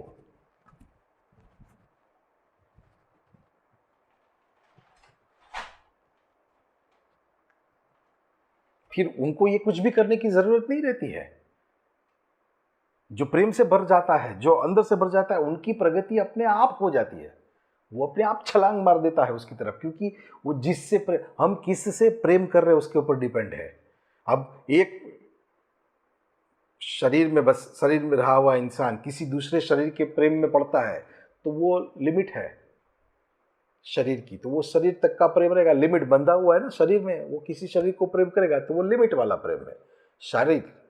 शरीर के भाव, शरीर तो उसमें सब होगा, दुख प्रेम ये सब, क्योंकि ये शरीर के भाव है। अगर तुम किसी लिमिटलेस से प्रेम करते हो, हम अगर किसी लिमिटलेस माने आत्म साक्षात्कारी गुरु माने उसकी कोई लिमिट ही नहीं है, उसका कोई सीमा ही नहीं है, असीम विराट, उसके साथ प्रेम हो जाए तो देखो कितना। तो अपने भीतर का ये बहुत स्मार्ट रहते हैं ये लोग क्या करते हैं, प्रेम कर कर करके अपने भीतर का ये गैप बड़ा बड़ा बड़ा बड़ा करते हैं विचार आते नहीं उनको, इनको प्रेम ही आता है। देखो जब भी कोई इंसान कभी किसी से प्रेम करता है ना तो उसको विचार नहीं आते, वो तो उसके प्रेम में ही मग्न रहता है। अब इससे अगर हम किसी आत्म साक्षात्कारी गुरु के प्रेम में पड़ गए तो वो क्या रहेगा, कोई विचार ही नहीं आएगा, क्योंकि वो तो खुद ही विचार नहीं कर रहा। अगर कोई शरीर माने एक लड़का एक लड़की से प्रेम करता है और लड़की के ही विचार कर रहा है, तो वो लड़की जो विचार करेगी उसका प्रभाव इस लड़के पे आएगा। पर अगर उसकी जगह पर किसी आत्म साक्षात्कारी गुरु से प्रेम कर रहे हैं तो वो तो विचार ही नहीं कर रहा है, तो उनका भी प्रभाव इनके ऊपर आएगा। कोई विचार, इसको भी विचार आना बंद हो जाएंगे। तो ये लोग बहुत स्मार्ट थे। ये जो मैंने बताया ना, पूरणपोरा, जलाराम बापा ने तो आज ऐसी स्थिति है वीरपुर में कि वो लोग डोनेशन ही नहीं लेते, पैसे ही नहीं लेते, क्योंकि आज फिर भी वो बोलते हैं अब कई सालों तक हम लोगों को खिला सकते हैं, अन्न क्षेत्र खोल सकते हैं, इतना है हमारे पास। और बहुत सोचने वाली बात है, भगवान स्वयं उनको अपनी एक लकड़ी और एक झोला दे के गए। वो आज भी अगर आप वीरपुर में जाएंगे ना तो आज भी वो कांच की पेटी में रखा हुआ है, सबूत के तौर पर कि ये साक्षात भगवान ने दिया हुआ है। उस माने जलाराम बाबा का प्रेम कितनी हद तक बढ़ गया होगा कि भगवान ने साक्षात उनको अपनी वो पेटी और माने अपना वो झोला और वो अपना वो लकड़ी दी थी, वो आज भी वहां पर पड़ी है सबूत के तौर पर। ये काल्पनिक नहीं है, आज भी है।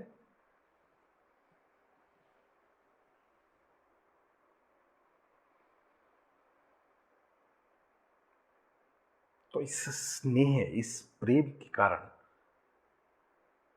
ये लोग उस गैप को बहुत बड़ा कर देते हैं और फिर उनको सुख आना शुरू होता है।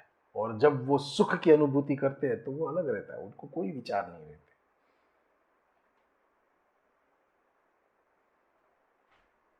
ये करना वो करना भी विचार नहीं, ये उनको आते ही नहीं। तो ये एक अलग अपनी मस्ती में, अपने आनंद में, एक अलग भाव के स्तर में रहते हैं। फिर अंदर के गुण माने अंदर के मोती निकलते रहते हैं। जैसे समुंदर में गहरे में जाएंगे तो मोती मिलेंगे ना, वैसे अपने भीतर भी वो मोती पड़े हुए हैं, प्रेम का मोती, स्नेह का मोती। फिर वो सारे के सारे मोती निकलना शुरू होते हैं। अपने को ही अपने भीतर में कुछ अलग दिखता है, ये अपने को ही अपने भीतर के मोती के दर्शन करवा दे, ये होते हैं आत्म साक्षात्कारी सदगुरु। और ये है महत्व आत्म साक्षात्कार का। तो आत्म साक्षात्कार कोई ऐसी वैसी चीज नहीं है। और ये जो वक्त चल रहा है ना, ये इस वक्त में वो सामान्य से सामान्य मनुष्य को आसानी से मिलेगा, क्योंकि ये वक्त की मांग है।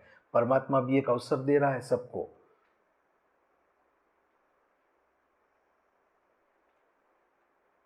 ये जो लग रहा है कि सब कुछ विपरीत चल रहा है, उसमें भी एक अवसर दे रहा हूँ अच्छी जगह जाने का, अच्छा माने अपने ऊपर इन सब से उठने का एक अवसर दे रहा हूँ। आत्म साक्षात्कार माने भगवान की तरफ से अपने को एक अवसर दिया जा रहा है, जिसकी आज बहुत आवश्यकता है।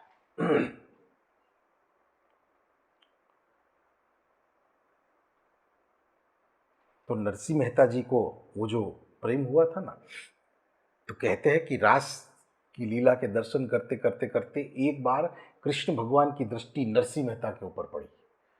और जैसे ही नरसिंह मेहता जी के ऊपर पड़ी तो वो माने नरसिंह मेहता जी को माने वो इंसान पहले से ही प्रेम भाव कृपा करुणा से भरा हुआ था, इसलिए वो जो दृष्टि थोड़ी रहती है आत्म साक्षात्कारी माध्यम की, उसकी दृष्टि में जबरदस्त ताकत रहती है। वो सीधी उनके अंदर घुस गई, उनके अंदर प्रवेश कर गई, उनके अंदर दिखेगी नहीं ये चीज, पर वो अंदर तक बैठ जाती है।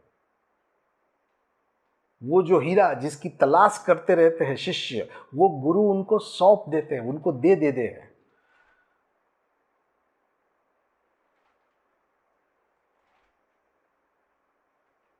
वो एक दृष्टि से वो हीरा उनके अंदर भीतर चला जाता है। तो तब से नरसिंह मेहता कुछ अलग अवस्था में रहते थे। और नरसिंह मेहता जी के जीवन में एक बार, दो बार, तीन बार ना, कई बार ऐसे प्रसंग देखने को मिलते हैं जहां भगवान साक्षात उनका काम करने के लिए आए थे, भगवान स्वयं। ऐसे एक दो बार नहीं, कई बार के ऐसे अवसर है। बताओ वो इंसान कितना भाव से भरा होगा, वो इंसान कितने प्रेम से भरा होगा, उस इंसान के वो माने वो गुरु का वो बीज उन्होंने कितने भीतर तक ले लिया।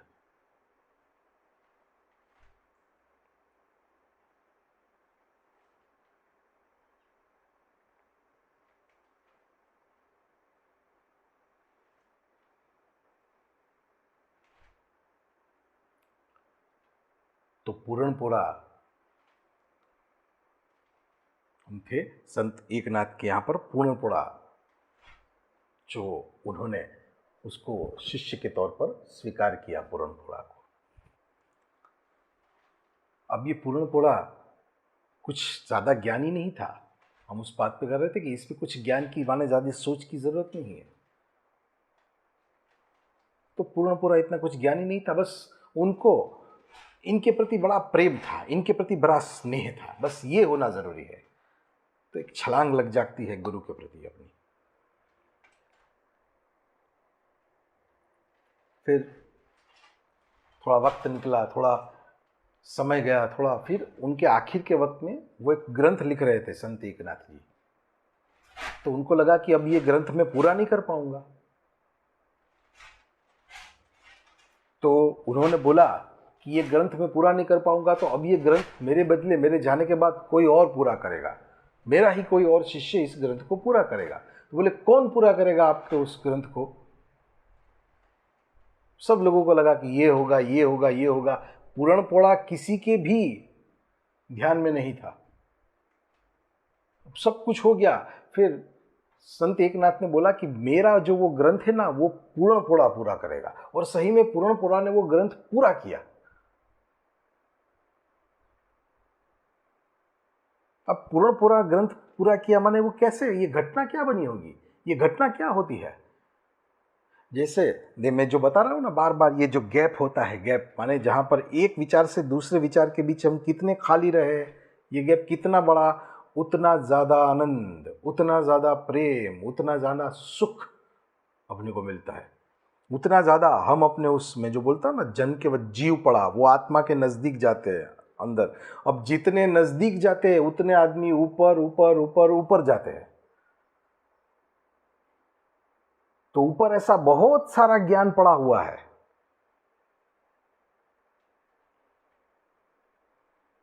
अब जो ये बाहर के स्तर पर जो हम मोबाइल से ढूंढते हैं, ये सब कुछ निकालते हैं ना, ये सब नेट के माध्यम से जो ढूंढते हैं, ये सारी की सारी इंफॉर्मेशंस है, ये अपने को जान सकते, उससे अपने भीतर कोई बदलाव नहीं आ सकता। पर अगर वो गैप से सुख मिला, देखो ये टेक्नोलॉजी है, एक आध्यात्मिक टेक्नोलॉजी है कि गैप हुआ, अंदर गए, तो धीरे धीरे जितना आदमी अंदर गया उतना ऊपर गया। तो वातावरण में इतना बहुत सारा ज्ञान पड़ा हुआ है। ये गुरु लोग है ना, ये लोग बहुत करुणा से भरे हुए रहते हैं। ये आत्मज्ञान आत्मज्ञान हमको बोलते रहे। आत्मज्ञान माने क्या? आत्मज्ञान माने कुछ नहीं, एक प्रकार का एनर्जी का ट्रांसफॉर्मेशन। तो ऐसा बहुत सारा ज्ञान आकाश में पड़ा हुआ है, वो है आत्मज्ञान। वो ज्ञान जिसे अपनी आत्मा के नजदीक ले जाए, तो ये ज्ञान है, ये नॉलेज है। तो पूरणपुरा उस संत एकनाथ के माध्यम से उसको मैंने कहा ना कि जैसे ही आप अगर किसी आत्म साक्षात्कारी गुरु से प्रेम हो गया आपका, तो आपने छलांग मार दी। तो पूरणपुरा ने छलांग मार दी, उस वक्त छलांग मार दी उसने परमात्मा की तरफ, विश्व चेतना की तरफ। तो वो अंदर चला गया। अंदर चला गया तो वो ऊपर चला गया, ऊपर चला गया तो संपर्क हो गया। तो उस वक्त संत एकनाथ जी ने देखा कौन है, क्योंकि वो जो ग्रंथ लिख रहे थे वो भी उस उच्च अवस्था में लिख रहे होंगे ना। ये जो लिख के जाते हैं वो अपना अनुभव, आत्मज्ञान, इस वक्त वो आत्मज्ञान के आसपास कौन है। संत एकनाथ जी ने देखा होगा कौन है उस आत्मज्ञान के आसपास, पूर्ण पोड़ा है। इसीलिए उन्होंने बोला कि पूर्ण पोड़ा ग्रंथ लिखेगा। और ऐसे एक नहीं, कई सारे किस्से हमको देखने को मिलते हैं। अब उसमें अपने को ऐसा लगता कि ये कैसे हुआ होगा। जैसे कि आपने शायद आदिगुरु शंकराचार्य का नाम सुना होगा। तो आदिगुरु शंकराचार्य के पास कोई भी शिष्य आता था ना, तो आदिगुरु शंकराचार्य उसको बोलते थे कि मुझे आपका शिष्य बनना है। तो बोले तुमको किसी से भी जीवन में कुछ प्रेम हुआ है क्या? नहीं, प्रेम हुआ है क्या? अगर प्रेम का बीज है तो ये कहीं किसी से भी हुआ हो, एक से भी हुआ हो, वहां से इसकी शुरुआत हो सकती है। तो उनका भी एक शिष्य था गिरी करके। तो उनके आसपास कई सारे शिष्य थे। उसके आसपास तो बहुत शास्त्र के जानकार, बहुत बड़े बड़े पंडित, महाविद्य, बहुत ज्ञानी लोग उनके आसपास बैठे रहते थे, उनके शिष्य थे। अब ये जो बताते रहते थे, ये इसके पल्ले कुछ भी नहीं पड़ता था, गिरी के पल्ले ये कुछ भी नहीं पड़ता था, पर इसको आदिगुरु शंकराचार्य के प्रति बड़ा प्रेम था। ये उठते थे उससे पहले ये उठ के तैयार हो जाते थे, माने आदिगुरु शंकराचार्य उठे उससे पहले ये उठ के तैयार रहता था। जैसे ही ब्रश करने के लिए जाए तो दातुन दे देता था, गार्गल करने के लिए पानी दे देता था, नहाने के लिए वस्त्र तैयार रखता था, और रात को ये सोए तब भी इसका पग दबाते रहता था, और उसके बाद ये सोता था, माने गुरु के सोने के बाद सोता था और गुरु के उठने से पहले उठता था। इसका काम ही यही था पूरे दिन। सब लोगों को, सारे शिष्यों को बोलता था कि ये तुम लोग जो बोलते हो ना वो मेरे कुछ पल्ले नहीं पड़ता है, इसलिए मेरे को जो आता है वो मैं करता हूँ। गुरुदेव के कपड़े धो, गुरुदेव का सारा सामान इधर से साफ रखो, ये सब कुछ करता रहता हूं मैं। अब ये इसका उनके प्रति स्नेह था, उस माने उनका आदिगुरु शंकराचार्य के प्रति प्रेम था। ये पहला गुण है, ये पहला मार्ग बनाने का पहला एक टूल है समझा जाए तो इनको आदिगुरु शंकराचार्य के साथ बड़ा प्रेम हो गया था, बड़ा स्नेह हो गया था इसको आदिगुरु शंकराचार्य के साथ।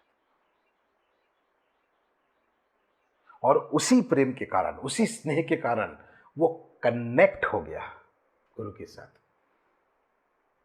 ये बहुत जरूरी है कि हमारा और उस आत्म साक्षात्कारी गुरु का कनेक्शन हो।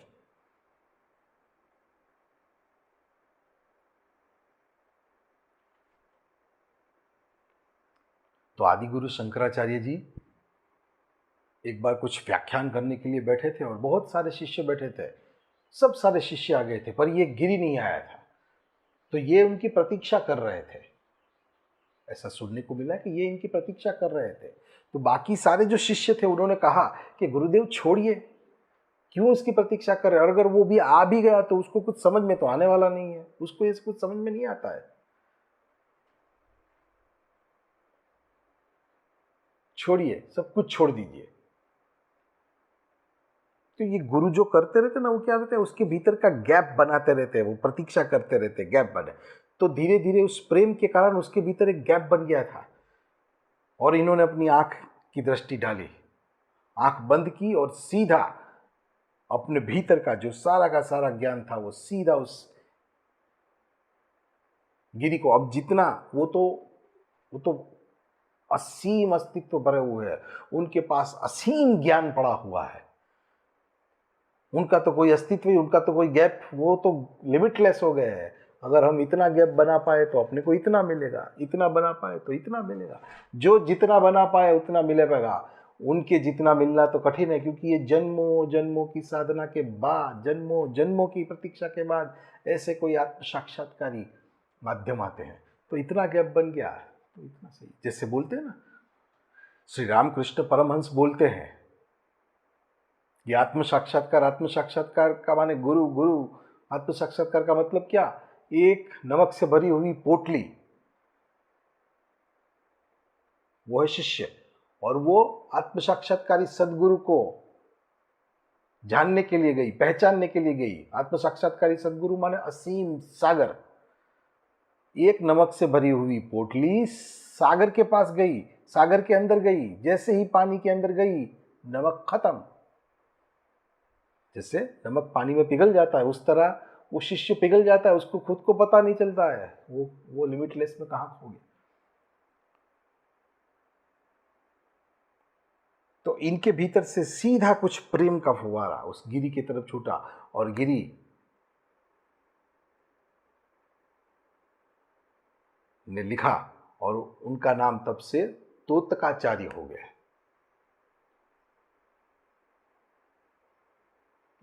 कोई माने इस आदमी ने इस आदमी का कनेक्शन नॉलेज के साथ हो गया, इंफॉर्मेशन के साथ नहीं, नॉलेज।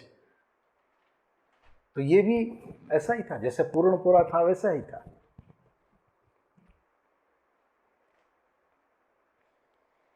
तो गुरु कुछ नहीं करते, गुरु वो गैप बनाते रहते हैं।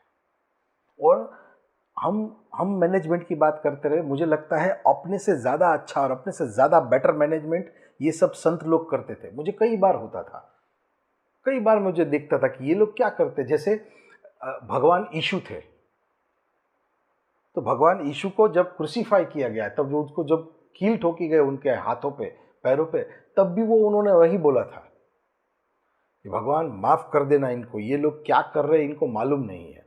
मुझे लगता था ये कैसे बोला होगा, ऐसा ऐसा लगता है कि शायद उच्च अवस्था में इनके भीतर से ये निकल, मानिए ये प्रेम करुणा से भरे हो, ये तो होता ही है, पर आखिर क्या मैकेनिज्म रहता है? क्यों ये लोग सामने रिएक्ट नहीं करते? क्यों ये लोग, जैसे हमको रहेगा, हमको कोई परेशान करेगा तो हम सीधा अपनी सोच क्या रहेगी, सीधा उसका देखे कब हम उसका बदला लेंगे। जैसे संत तुकाराम थे। अब संत तुकाराम को गांव के लोगों ने परेशान करने के लिए गधे के ऊपर मुंह काला करके उल्टा बिठा दिया था। बोल रहे थे कि हम एक बहुत बड़ी विधि करने के लिए जा रहे हैं, और उसमें उस गांव के सबसे पवित्र इंसान की जरूरत है, और वो तो आप ही है, तो इस विधि के लिए आप हमें चाहिए ही चाहिए। तो उनका मुंह काला किया, गधे के ऊपर उल्टा बिठाया, और पूरे गांव में ढोल लेके घूमे थे, और पूरा गांव उनके ऊपर परिहास कर रहा था, हंस रहा था उनके ऊपर। और जब ये वापस घर पे आए तो उनकी पत्नी उनको बोलती है, क्या आपको कोई असर नहीं हो रही है? क्या कर रहे हो आप? देखो तो सही, पूरा गांव अपने पर हंस रहा है, आपको कुछ भी नहीं हो रहा है।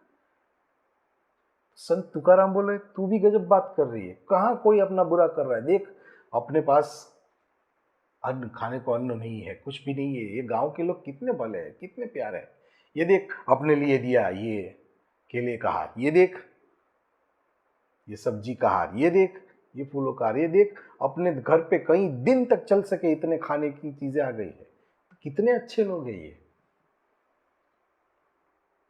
पर मुझे ऐसा लगता था कि ये कैसे किया होगा, ये इसलिए करते, इन्होंने क्यों? क्योंकि अगर हम रहेंगे तो हम सीधा क्या करेंगे, देखूंगा, वक्त आने दो, इन सबको देखो। पर ये लोग कोई दूसरा विचार जनरेट ही नहीं होने देते थे अपने अंदर, क्योंकि इनका काम क्या, इन्होंने जान लिया था कि ये गैप जितना रहेगा उतना सुख आएगा, और एक विचार करके हम इस गैप को कम नहीं करेंगे, हम इस गैप को बढ़ाएंगे। तो ये लोग कोई भी एक विचार भी ऐसा नहीं करते थे जिसके कारण गैप कम हो।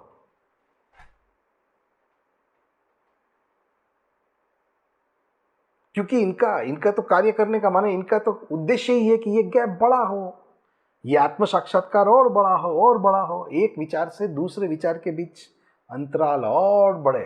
तो क्यों एक विचार करके अंतराल को कम करें? ऐसा ये लोग होने ही नहीं देते थे, इसलिए ये लोग कंप्लेन ही नहीं करते थे।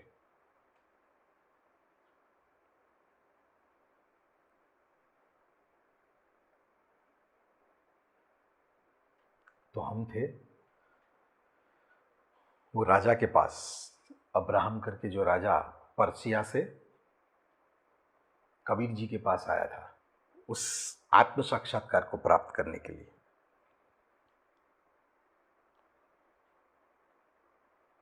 अब वो राजा को कबीर जी ने 6 साल निकल गए उस राजा के। उसको कुछ 6 साल क्या समय अवधि बीत गई, कुछ चल रहा था। तो एक बार कबीर जी की पत्नी ने कबीर जी को कहा कि अब मुझे लगता है कि ये तैयार हो गया है, अब आपको इसको दे देना चाहिए। तो कबीर जी बोलते, मुझे नहीं लगता है कि ये तैयार हुआ है। तो बोलते, क्या बात कर रहे हो, बराबर लगता है कि ये आदमी तैयार हो गया, इस आदमी के अंदर कोई ऐसा भाव नहीं, बराबर कि मुझे नहीं लगता है कि तैयार हुआ है। मैं अपनी दृष्टि से देख रहा हूं तो मुझे नहीं लगता है कि ये तैयार है। देखो, गुरु की दृष्टि रहती है शिष्य के ऊपर। मैं सिर्फ आत्म साक्षात्कार का महत्व बता रहा हूं, पर आत्म साक्षात्कार के साथ साथ तो आत्म साक्षात्कार को अपने अंदर आरोपित कर सके, अपने अंदर डाल सके, वृद्धिगत कर सके, ऐसे किसी माध्यम की भी आवश्यकता है।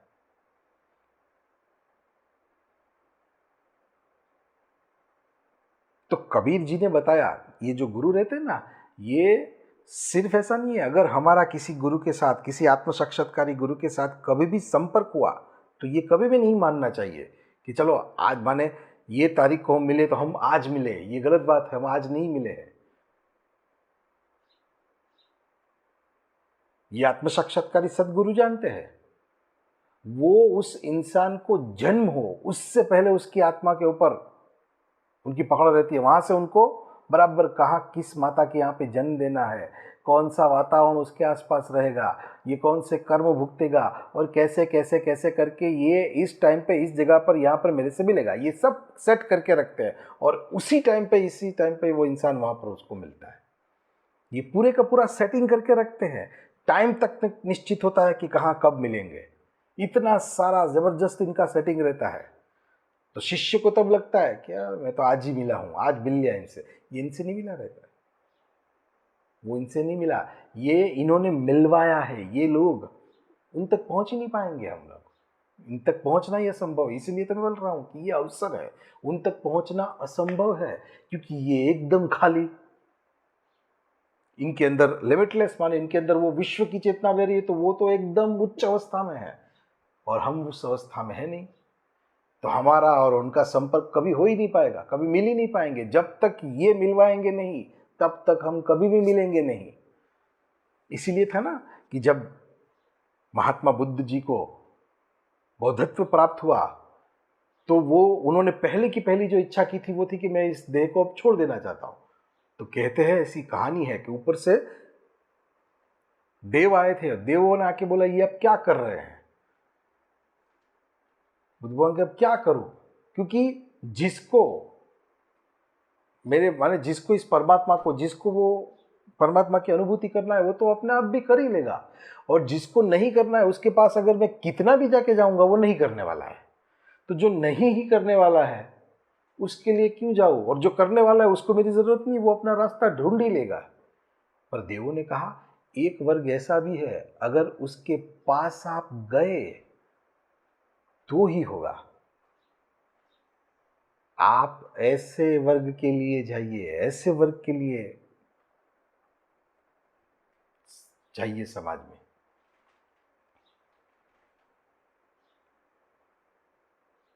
तो इसलिए वो फिर समाज में गए और ऐसे इंसानों को, माने ऐसे जो वर्ग थे उनको ढूंढा, कौन है जिनको सिर्फ मैं बताऊंगा, मेरे जाने से अगर कोई दिए जल सकते हैं।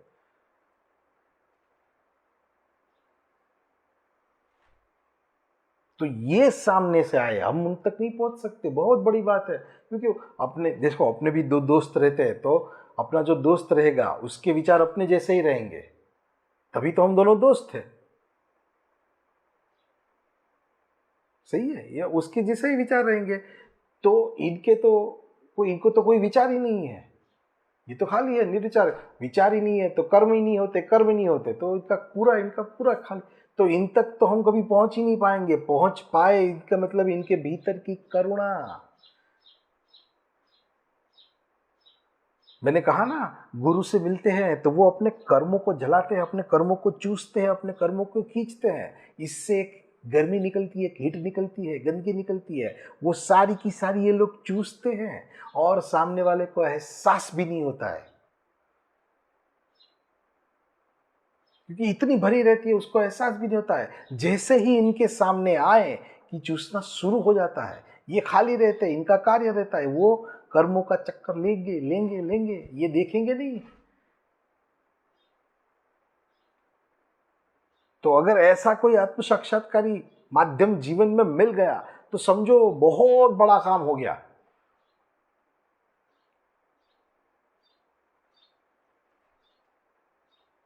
ऐसे आत्म साक्षात्कारी माध्यम के लिए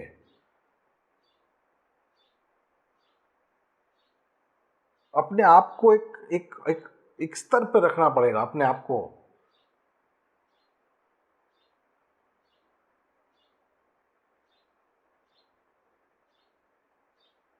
इसीलिए मैं बता रहा हूं कि जीवंत गुरु अगर जीवन में मिला ना तो समझो आधा आध्यात्मिक मार्ग कट हो गया, आधा आध्यात्मिक मार्ग निकल गया।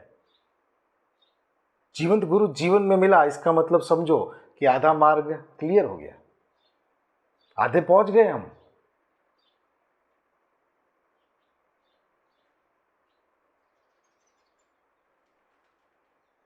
पर अब पहुंचने के बाद आधा मिला, फिर उनके साथ रहने का तरीका, उनके साथ रहने का सलीका सीखना पड़ता है, क्योंकि वो अपने भीतर वो बीज तो डाल देते हैं, जिसे हम आत्म साक्षात्कार कहते हैं, वो बीज तो डाल देते हैं। अब इसको धीरे धीरे धीरे धीरे किस तरह रहना है उनके साथ, ये अपने को सीखना पड़ेगा। ये अपने आप को अपनी तरह से तैयार करना पड़ेगा उनके लिए, कि मुझे उनके साथ रहते रहते उन्होंने जो मेरे अंदर डाला है उसको भाव के साथ, उसको प्रेम के साथ, उनको उनके साथ रहते रहते रहते तो फिर अपने आप को एक नए तरीके से, अगर जीवन में जीवंत गुरु आए ना तो समझो अब अपने आप को एक नए तरीके से उनके मुताबिक जीना, अपने आप को जीना पड़ेगा। अब पहले की तरह नहीं चलेगा, क्योंकि अब पहले के जैसा नहीं रहा, अब हम आध्यात्मिक मार्ग पर चल दिए। अब पहले चलते नहीं थे तो पहले के नियम अलग थे, अब ये नए मार्ग पे चले उसके नियम अलग है। अब अपने को उनके मुताबिक उनकी तरह चलना पड़ेगा, उनकी तरह। ये अपने भीतर भाव, अपने भीतर प्रेम, अपने भीतर वो सब कुछ ले ले लेके लेकर धीरे धीरे धीरे धीरे अपने को अपना रास्ता बनाना पड़ेगा।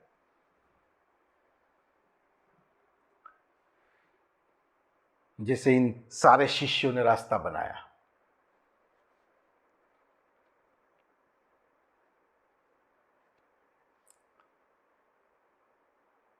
तो 6 साल उस इंसान के, उस राजा के वहाँ पर बीत गए। तो उसकी पत्नी ने कहा कि मुझे लगता है कि अब ये तैयार हो गया। कबीर जी की पत्नी ने उनको कहा कि ये तैयार हो गया। तो कबीर जी बताते हैं मुझे नहीं लगता है, फिर भी कहते हो तो चलो एक परीक्षण करके देखते हैं। तो बोले क्या? ऐसा करते हैं कि कल वो जब अपना काम पूरा करके जब घर से बाहर निकलता हूँ ना, तब तुम उसके ऊपर कचरा डालना, और वो क्या प्रतिक्रियाएं देता है वो मुझे बताना। बोले ठीक है, बताऊंगी। दूसरे दिन वो इंसान कचरा गंदगी सब कुछ साफ कर रहा था। साफ करने के बाद सब बाहर निकला। जैसे ही बाहर निकला तो इनकी पत्नी ने छत के ऊपर उसके ऊपर सारा कचरा डाल दिया। तो उस इंसान ने उस राजा ने उनकी पत्नी की तरफ देखा और उसको बोला कि अगर तुम इस वक्त पर्सिया में होती, अगर तुम मेरे राज्य बोखिरा में होती तो तुमको पता चलता कि तुमने कौन सी गुस्ताखी की है। तब बोल के चला आया। फिर नीचे आया और कबीर जी ने बोला क्या हुआ? तो बोले आप सही थे। क्या नहीं क्या बताया क्या? तो बोले इसने ऐसा बताया। कबीर जी ने बोला मुझे पता था। तो गुरु का बराबर ध्यान रहता है। एक बार आत्म साक्षात्कारी सदगुरु से मिले ना तो उसका बराबर एक एक के ऊपर बराबर वॉचिंग रहता है। ये कहाँ पर पहुंचा, कितना हुआ, कैसे हुआ, ये कितना गैप बना पाया है अपने भीतर, बना पाया है कि नहीं बना पाया, ये इसकी ही प्रतीक्षा करते रहते हैं। कुछ लोग होते हैं कि वो सीधा बना देते हैं उसको।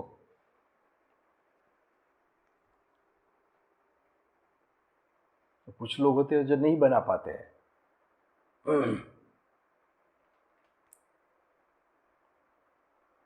तो वो इंसान, कबीर जी को पता चल गया। बहुत दिन बीत गए, फिर कोई कुछ नहीं, वैसे का वैसा चलता रहा। कुछ और अरसा बीता तो उसके बाद एक बार कबीर जी ने उसकी पत्नी को कहा कि अब मुझे लगता है कि वो तैयार हो गया है। तो अब इनकी पत्नी बोलती है मुझे नहीं लगता है कि कुछ तैयार हुआ होगा, वो तो वैसे का वैसा ही लग रहा है मुझे, तो जैसे पहले था वैसे। क्योंकि जो अंदर रहता है उसको पता चल जाता है कि अंदर क्या रहता है, अंदर कौन सा बदलाव आया है। तो उसने बताया मुझे लगता है कि ये अब बदल गया है। तो उनकी पत्नी की मुझे नहीं लगता। तो बोले चलो एक और परीक्षण करते हैं। बोले क्या करते हैं, कल ये जब घर का कचरा साफ करके जब बाहर निकले तो उसके ऊपर तुम ये घर का सारा गीला गंदा कचरा सब उसके ऊपर डालना, और ये क्या प्रतिक्रिया देता है वो मुझे बताना। बोले ठीक है। दूसरे दिन वो इंसान वहां से निकला। अब जैसे ही वो वहां से निकला तो ये कबीर जी की पत्नी ने उसके ऊपर डाला, सारा गंदा मैला कचरा उसके ऊपर डाला। तो उसने उनकी पत्नी की तरफ देखा और उसने बोला जैसी आपकी इच्छा। मुझे लगता है कि अब भी मुझ में कहीं पे कोई अहंकार बाकी, अब भी मुझ में मेरी कोई सेल्फ का कोई अस्तित्व बाकी होगा, तभी आपको कचरा डालना पड़ा। माने अंदर का गैप बड़ा हो गया था। आदमी अंदर अंदर अंदर अंदर चला जाता। जैसे जैसे ही देखो ये गुरु के प्रति प्रेम हो गया था उसको, एक तरीके से देखा है तो विश्वास हो गया था, श्रद्धा हो गई थी। जैसे ही हम कभी किसी गुरु के प्रति अपना प्रेम बढ़ जाता है ना, मैं जो बताता हूँ ना, गुरु के प्रति अपना स्नेह बढ़ जाता है, तो फिर अपने अंदर ग्रेटिट्यूड का भाव बढ़ता है, अहोभाव रहता है कि अरे वाह आपने मुझे क्या दे दिया परमात्मा, आपके माध्यम से मुझे क्या मिल गया। क्योंकि वो जो भीतर का सुख था वो तो कभी मैं देख ही नहीं पा रहा था, वो तो मुझे पता ही नहीं था कि भीतर भी सुख होता है। अरे परमात्मा जो किताबों में पढ़ा था उसका आपने अनुभव कर दिया।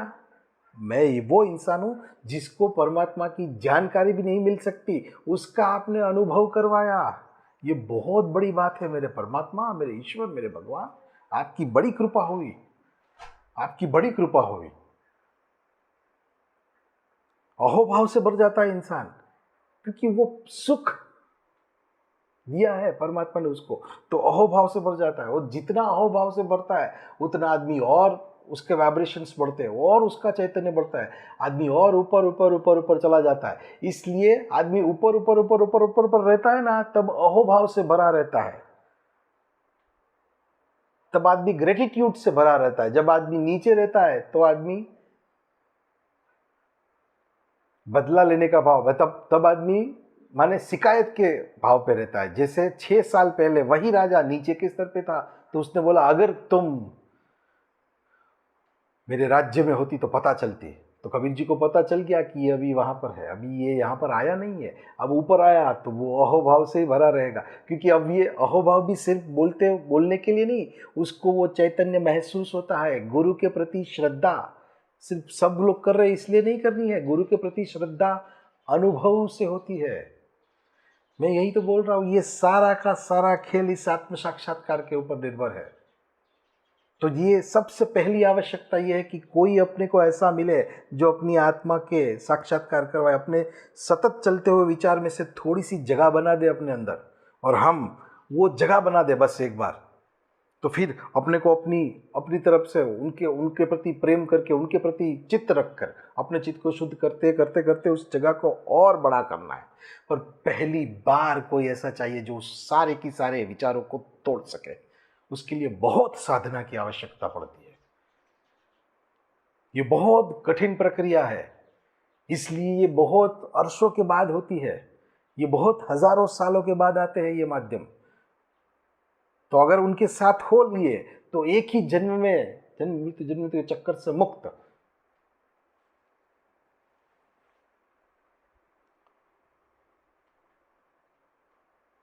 इसीलिए मैं बताता हूं ना, वो उनके साथ जो रहे, उनके पास जो रहे, तो वो आदमी अहोभाव से भरना शुरू हो जाता है, आदमी के भीतर अहोभाव हो जाता है, क्योंकि उसने जो आनंद लिया है वैसा आनंद कहीं पे मिला नहीं है।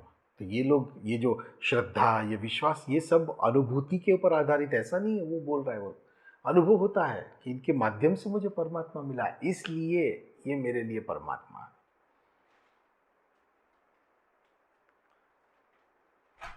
अब ये जो भी अनुभव कर रहे हैं वो भीतर अनुभव कर रहे हैं, और जो बाहर चल रहा है वो अलग है।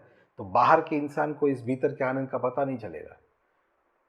और भीतर के भीतर प्रगति प्रगति होती रहती है, भीतर की भीतर प्रगति होती है, वो बाहर। तो इसीलिए मैं बता रहता हूँ कि ऐसा नहीं है कि आत्म साक्षात्कार माने अपना व्यापार, अपना व्यवसाय, अपनी नौकरी, अपना सब कुछ छोड़ देना, नहीं। ये सब कुछ चलता रहता है, पर अपने भीतर भी एक जगह बनती रहती है, तो अपना अंदर का भी वो चलता रहता है, वो भी चलता रहता है, ये भी चलते चलते चलते चलते अंदर इसकी ये थोड़ा थोड़ा थोड़ा थोड़ा ये बढ़ता रहता है, थोड़ा थोड़ा थोड़ा। एक अवस्था ऐसी आती है कि वो पूरा बढ़ जाता है, ऐसी अवस्था आती होगी कि वो पूरा बढ़ जाता है। बस उस पूरा बढ़ जाने तक अपने को पहुंचना है। तो कबीर जी को पता चल गया कि ये इंसान पहुंच गया है। इस इंसान ने ये अनुभूति को प्राप्त कर लिया। फिर कबीर जी ने दूसरे ही दिन उस अपनी पत्नी को कहा कि उसको बोलो कि दूसरे दिन सुबह आ जाए मेरे पास। दूसरे दिन सुबह आए और अपनी एक दृष्टि उसके ऊपर डाली और बोला कि ये ले जाओ मेरा सारे के सारा। अब वो स्थिति बन गई है कि तुम मेरे पास से वो ले जा सको। तो आदमी उनके पास से लेकर फिर अपने देश गया।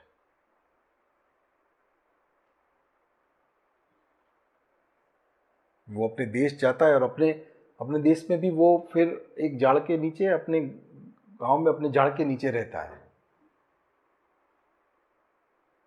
फिर उसका मंत्री आता है वापस और उनसे मिलता है कि ये तो अपने राजा है। तो बोले राजा जी अब आ जाइए, अब तो अपना राज्य। तो बोले अब मैं राजा हो गया, ऊपर अलग देश का राजा हो गया हूँ, ये राज्य मैंने तेरे को दे दिया, मैं कहीं और जगह पे राज कर रहा हूँ।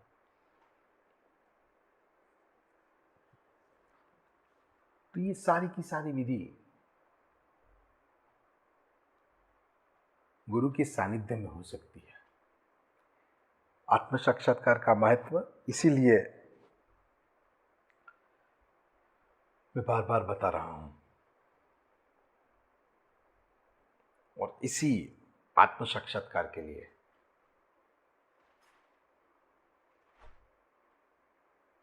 हमें एक आत्म साक्षात्कारी सदगुरु की आवश्यकता है, एक आत्म साक्षात्कारी माध्यम की आवश्यकता है, आत्म साक्षात्कारी गुरु की आवश्यकता है। तो ये प्रेम, ये स्नेह, ये जो सारे के सारे माध्यम है ना, वो एक रास्ता बनाते हैं अपना उनके प्रति, एक कनेक्शन बन जाता है और एक अदृश्य तार गुरु और शिष्य के बीच बन जाता है, जो दिखता नहीं है, पर शिष्य गुरु में से शिष्य में वो तार में से जाता रहता है और वो बड़ा ही कोमल रहता है। और वो सारा का सारा गुरु में से शिष्य में जाता रहता है। इसलिए जितना महत्व हम अपनी मां को देते हैं ना, उतना ही महत्व अपने को, अपनी आत्मा को जन्म देने वाली मां होती है। ये वही प्रेम, वही भाव, जितना भाव अपनी अपनी मां के प्रति रखते हैं, वही प्रेम और वही भाव हमको इनके प्रति भी रखना पड़ेगा। क्योंकि आत्मा की मां, शरीर की मां ने तो इस शरीर को जन्म दिया है, ये तो अपनी आत्मा को जन्म दे रही है, जो जन्मों जन्मों से सोई हुई थी। ये ये इनको जन्म दिया है, उस आत्मा को इन्होंने जन्म दिया है। तो अपना क्या भाव रहेगा?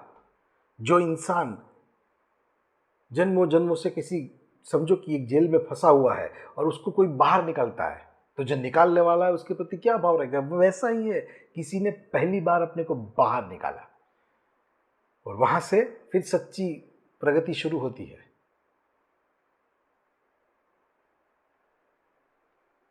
तो इन्होंने जो दिया है उसका एहसास करने के लिए, और जो रहता है ना, मैंने क्या कहा कि वो गैप धीरे धीरे धीरे धीरे वो ध्यान करके करते करते करते अपने को वो गैप बड़ा करना है, अपने को उस आत्म साक्षात्कार को बड़ा करना है। और उसमें ऐसा ही है कि एक दरवाजा खोलो तो आगे जाके दूसरे दरवाजे क्या रास्ता वहीं से मिलता है, दूसरा दरवाजा खोलो तो जैसे ही वो प्रेम स्नेह रखा तो आदमी और गया, आगे जाके वहीं से दूसरा रास्ता वही खोलते हैं, वही धीरे धीरे धीरे धीरे करके अपने को अपनी तरफ लेके जाते हैं। पर एक नई दुनिया शुरू हो जाती है उनके आने के बाद। अब तक जो दुनिया जी रहे थे वो दुनिया अलग थी, अब एक नई दुनिया शुरू हो जाएगी।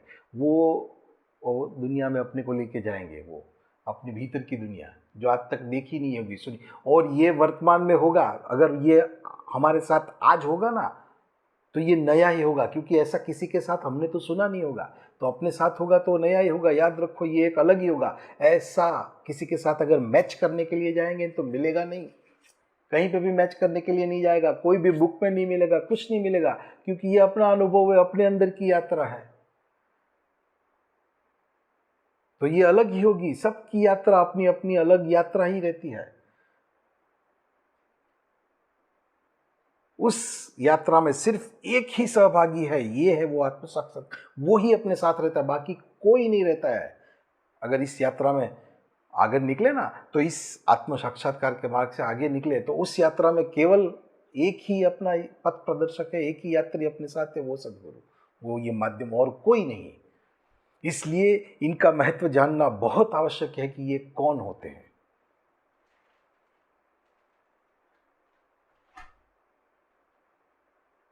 उनके सहारे, उनकी मदद से अपने को और अंदर अंदर अंदर अंदर वो लेके जाते हैं, एक अलग ही अनुभव ये हमें देते हैं, जो अनुभव आज तक कहीं पर भी नहीं होगा।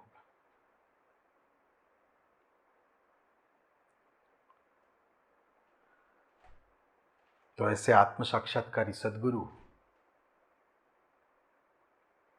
ऐसे गुरु कहीं पे मिल जाए, ऐसा कहीं पे अवसर मिल जाए, तो उस अवसर को उस राजा की तरह स्वीकार कर लेना चाहिए। ऐसा ही एक अवसर अब इस जुलाई माह में गुरु पूर्णिमा के दौरान अपने को मिलेगा, क्योंकि उस वक्त हम पहले हम भाव से ही भरे रहते हैं। उस वक्त गुरु के प्रति अपना संभावनाएं बढ़ जाती है ना, हमारा एक भाव रहता है उस दिन गुरु के प्रति कृतज्ञता का, गुरु के प्रति अहोभाव का, गुरु के प्रति प्रेम का भाव रहता है। और उस टाइम पे बहुत भाव बढ़ जाता है, तो वो भी एक उच्च अवस्था में रहते हैं।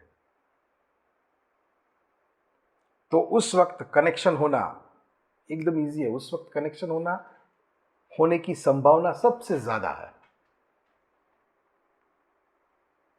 और जैसे ही वो कनेक्शन हो जाएगा, फिर सारे का सारा गणित, सारे का सारा समझ में आना शुरू हो जाएगा।